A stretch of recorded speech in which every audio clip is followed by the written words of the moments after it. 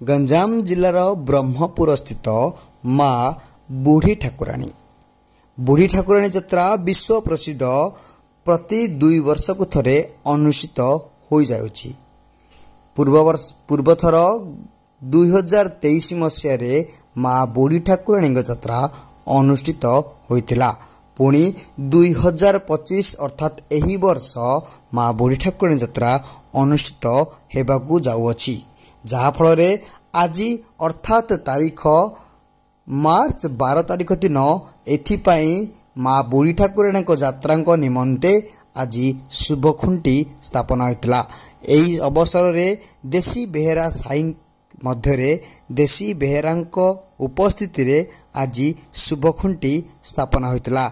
एही अवसर रे देशी बेहेरांक निर्देश क्रमे आज शुभखुंटी स्थापना समय रे माँकर बुढ़ी ठाकुराणी यात्रांकर तारीख घोषणा कराइतिला, जहाँकि रही एप्रिल मास 3 तारीख रु एप्रिल मास 28 तारीख पर्यंत 26 दिन व्यापी माँ बुढ़ी ठाकुराणी यात्रा अनुष्ठित हेबो।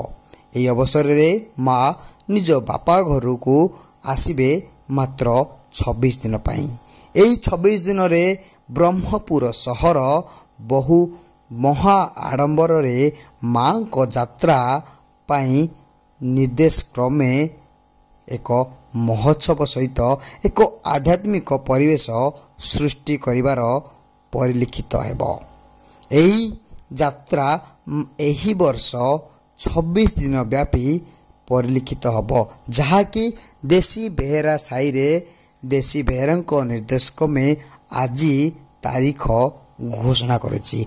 आसंता एप्रिल मास 3 तारीख रु माँकर आगमन रहिबो, जहाँकि माँ निजर बाप घर को आसिबे मात्र 26 दिन निमंते एवं एप्रिल मास 28 तारीख रे से निजर प्रत्यावर्तन करिवे निज मंडप को।